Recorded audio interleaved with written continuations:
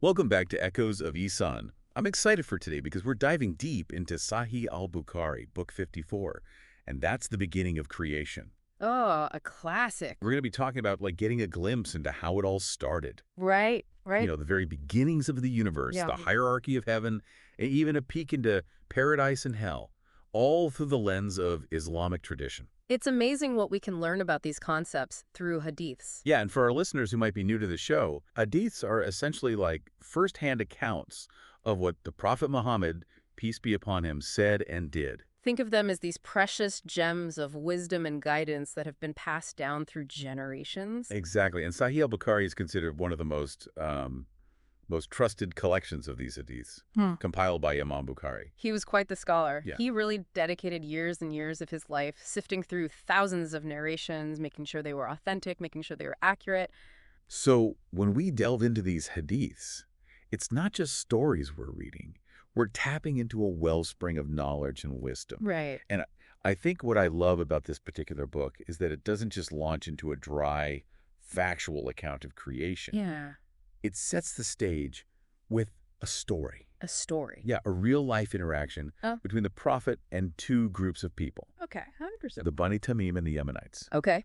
So Hadiths 413 and 414, they kind of paint this vivid scene where the prophet, peace be upon him, he offers glad tidings to the Bani Tamim. Now, when we say glad tidings, we're talking about good news, promises of something positive. Right, something positive. Yeah. But their reaction, it's kind of unexpected. Oh. They seem to miss the point, Yeah. fixated on receiving something tangible right there and then. Like what? Almost like someone saying, hey, you've won the lottery. And they're like, cool, can I have $1 now? Oh, I see. Yeah, Yeah, it's like they're focused on that immediate gratification, missing the bigger picture. totally. And the prophet's reaction to this is subtle but significant. What'd he do? His face changes color, which scholars interpret as a sign of disappointment or maybe even frustration. Makes sense. And it just shows the depth of his care and concern for their spiritual well-being. Absolutely. His intention wasn't just to give them information, it was to guide them towards a deeper understanding. Exactly. Yeah. Then we're introduced to the Yemenites, who have a completely different reaction. Okay. They eagerly accept the glad tidings and express a real thirst for knowledge. They want to learn. They want to understand, like the concept of creation. And that sets the stage for the prophet to really unveil this incredible tapestry of how the universe came into being. And it gets really interesting here. So the prophet describes Allah's throne over water before the creation of heaven and earth. Oh, wow. I've heard about this. So picture this. There's water, and there's Allah's throne, Okay. and nothing else exists. It's like a blank canvas. It's this primordial state, everything just waiting to be brought into existence. It challenges our perception of time and space as we know it. Right. Yeah. And he says everything was written in a celestial book, and this book is not like a physical book. It's this metaphorical representation of Allah's knowledge and his plan for the entire universe. His divine blueprint encompassing every detail, from the grand cosmic order to the intricacies of our lives. And it's mind-blowing to think about it, right? Everything that ever was, is, and will be known, accounted for. is already there. Yeah. But just as a prophet is, like getting into the details of creation, something totally unexpected happened. What? What happened? Someone yells out, "Oh, Ibn Hussein, your she-camel has gone away." Oh, no. Can you imagine? Talk about a distraction. Right. You're engrossed in this captivating lecture, and suddenly your phone starts blasting a loud ringtone. That's exactly it. Poor Imran bin Hussein, he has to chase after his runaway camel, missing out on this profound knowledge. I feel for him. It's kind of comical, but also a reminder, right? Sometimes the most mundane things can, derail us from seeking knowledge and spiritual growth. It really highlights how easily we get distracted by everyday concerns, missing those opportunities for deeper reflection, Absolutely. to really be present in the moment and appreciate the knowledge being shared, even amidst life's little hiccups. It's a call to be mindful, for sure. Definitely. Yeah. It's interesting how these hadiths transition from that, the grand act of creation to the attributes of Allah himself. Right, it's like shifting from the how to the who, Yeah. getting to know the nature and character of the one who brought it all into being. Exactly. And Hadith 416 gives us this incredibly powerful insight. It says that when Allah completed creation, he wrote in his book, which is with him on his throne, "My mercy overpowers my anger." Wow, that's powerful. It is, isn't it? It's almost like a declaration of hope for all humanity, you know? Absolutely. It tells us that no matter what mistakes we make, no matter how far we stray, Allah's mercy is always there, exceeding his anger. It's a very reassuring message of forgiveness and compassion. It is. But it doesn't mean we can just go around doing whatever we want and think it will just be forgiven, right? No, not at all. This concept of divine mercy is beautifully balanced with the concept of divine justice, which is highlighted in the following hadiths.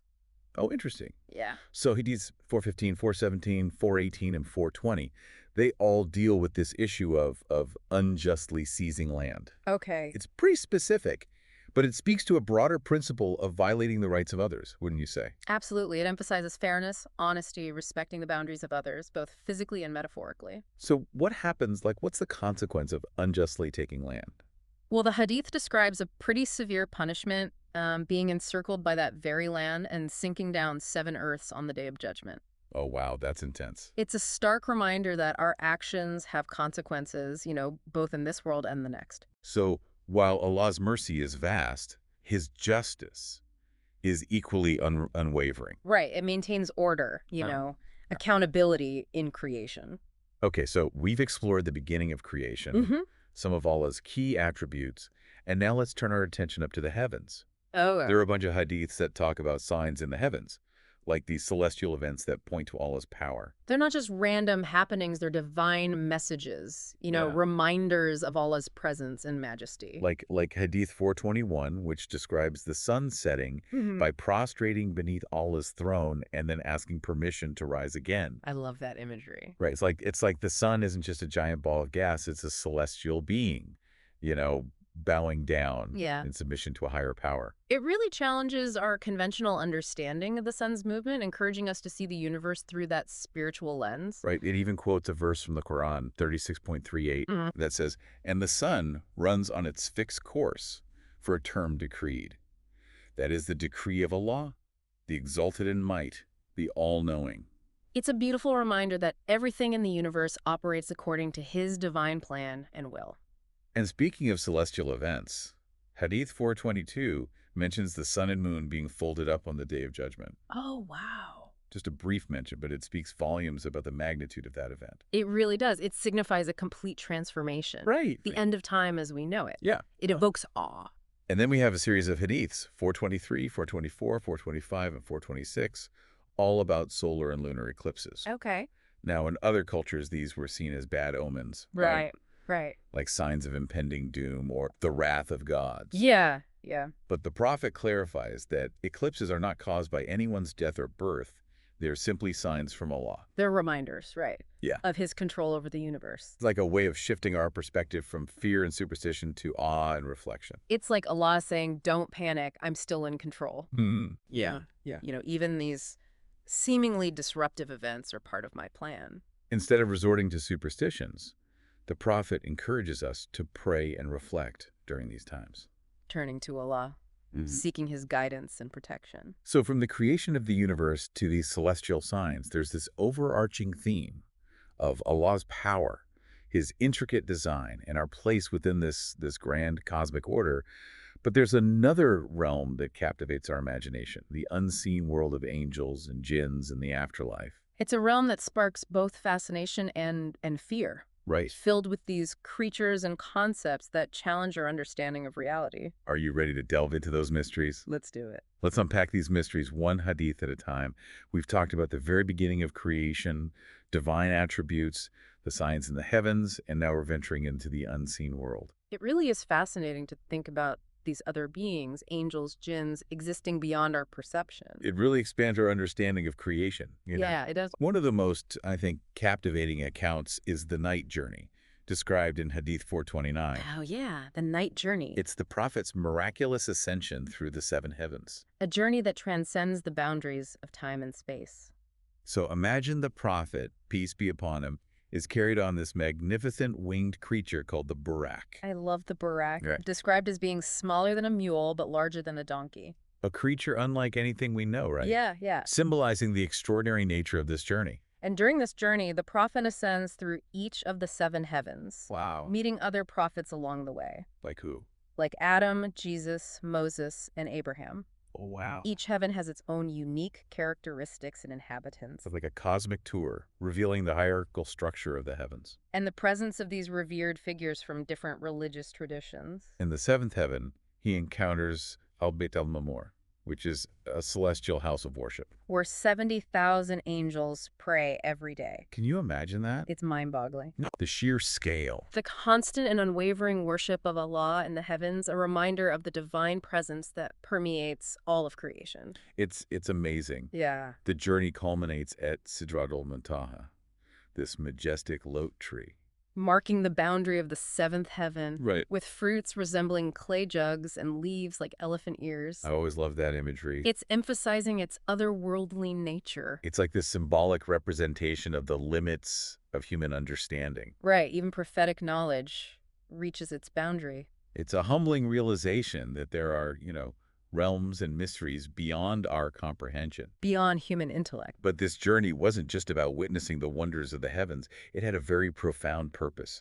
Right, it was during this night journey that the prophet received the 5 daily prayers. Like a divine gift, a direct connection between humanity and Allah, established through this extraordinary experience. It really emphasizes the importance of prayer as a means of spiritual purification and communion with the divine. It's a reminder that even amidst the grandeur of creation, we're called to maintain this connection with our Creator. Okay, so we've talked about angels, we've touched upon the night journey, but what about jinns? Yeah, jinns. These creatures are often depicted as mischievous, sometimes even malevolent in folklore and stuff. Well, jinns are an interesting aspect of Islamic cosmology. Mm-hmm. They're described as beings created from smokeless fire, possessing free will, like humans, capable of both good and evil. So they're not all bad. Not at all. Okay. And they inhabit a realm that's parallel to ours, sometimes interacting with the human world in ways that are often subtle or unseen. Right. And these interactions can be positive or negative, right? Yes, absolutely. Like, for example, Hadiths 432 and 508 mention angels descending from the heavens, discussing divine decrees, and devils, which are a type of jinn, try to eavesdrop on their conversations. So devils are like eavesdropping on angels. They are. That's kind of sneaky. But they only manage to catch snippets of information, which they then distort and spread as lies and rumors. Oh, so that's where some of those unreliable predictions and superstitions come from. That's right. It's like devils twisting divine knowledge. It's a warning to be discerning about where we get our knowledge and guidance from, to rely on credible sources. Right, not to be swayed by those whispers and rumors. Let's shift our attention back to the angels. Okay. There are a few hadiths that mention some interesting things about angels. Like their aversion to certain things. Right, exactly. Like pictures and dogs. Oh. I've always been kind of curious about that. Hadiths 447, 448, 449, and 450 talk about angels not entering houses with pictures of living beings or dogs.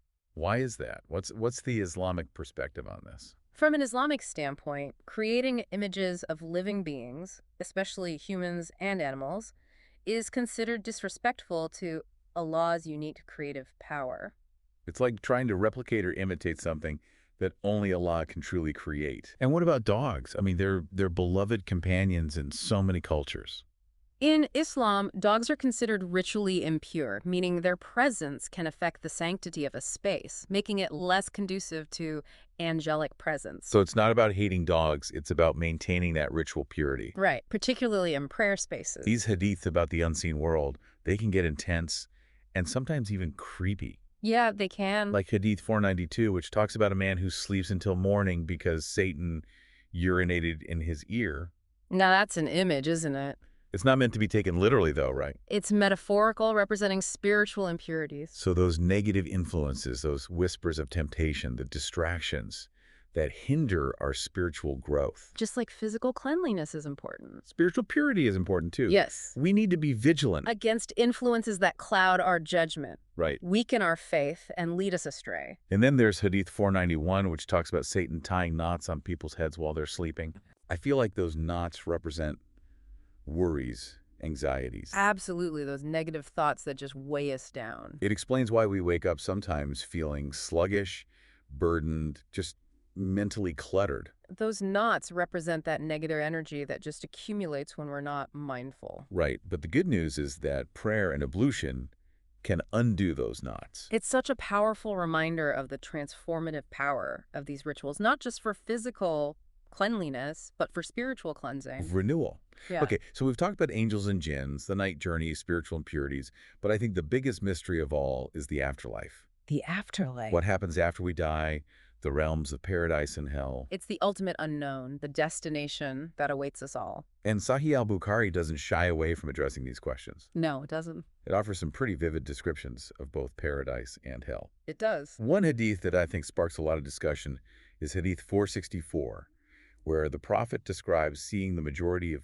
paradise's inhabitants being poor, and the majority of hell's inhabitants being women. This one can be a bit jarring at first glance. Yeah, it seems to suggest a certain bias. It's important to remember the historical and cultural context. Right. It's not meant to be a condemnation of any particular group, but rather reflects the social realities of the time. Where poverty was widespread and women often faced societal disadvantages. It's about recognizing those struggles and sacrifices. Of those who may have been marginalized. Or overlooked in society. It doesn't define the entirety of paradise or hell. Right, it's just one observation. It's a reminder that anyone, regardless of their worldly status or gender, can attain paradise through faith. Through good deeds. And Allah's mercy. Absolutely. And beyond this hadith, the book provides breathtaking descriptions of the rewards that await the righteous in paradise. Yes, it does. Like Hadith 466, which paints this incredible image of a tent made of a hollow pearl. 30 miles high. 30 miles high. It's like a celestial penthouse suite. And each corner of this tent houses a family enjoying unimaginable bliss, comfort, and privacy. And Hadith 467 talks about blessings so extraordinary that no eye has ever seen, no ear has ever heard, and no human mind can even comprehend. It's like Allah saying, I've got surprises in store for you that are beyond your wildest dreams. The rewards of paradise are just beyond human imagination. The descriptions of the first people entering paradise in Hadiths 468, 469, and 476 are amazing. Yeah. They're described as radiant, beautiful, united in heart and spirit. Their sweat smells like musk. That their utensils are made of gold and silver. And they live in a state of perpetual joy, contentment, and peace. A vision of pure bliss. But alongside these descriptions of paradise, we also get glimpses into the stark reality of hellfire. Hadith 482, for example, describes the fire complaining to Allah about its parts consuming each other. Wait, so the fire, like, breathes? And those breaths, the Hadith explains, are the source of the intense heat and bitter cold we experience on Earth. That's terrifying. It's a powerful reminder of the severity and intensity of hellfire. A consequence of rejecting Allah's guidance and choosing that path of disobedience. So we're presented with these contrasting realities. Paradise, a realm of unimaginable beauty and bliss. Or hell, a place of torment and regret. It's a reminder of the weight of our choices. The impact of our actions. The importance of aligning ourselves with Allah's will. It really has been an incredible deep dive. Yeah, from the cosmic scale of creation to these intimate details of daily life and the afterlife, Sahih Bukhari offers such a profound exploration of Islamic tradition. It challenges our understanding of the universe, ourselves, and our place within creation. I think one of the key takeaways is the importance of seeking knowledge. These hadiths are a testament to the value of preserving and transmitting knowledge. They invite us to contemplate. A good question. To seek a deeper understanding, not just about Islamic teachings, but about the nature of reality itself. So as you go about your day, remember the echoes of these hadiths, the echoes of creation, the echoes of divine guidance, and the echoes of choices that shape our eternal destiny. It's been a pleasure exploring this with you. Likewise. Until next time, on Echoes of Ihsan.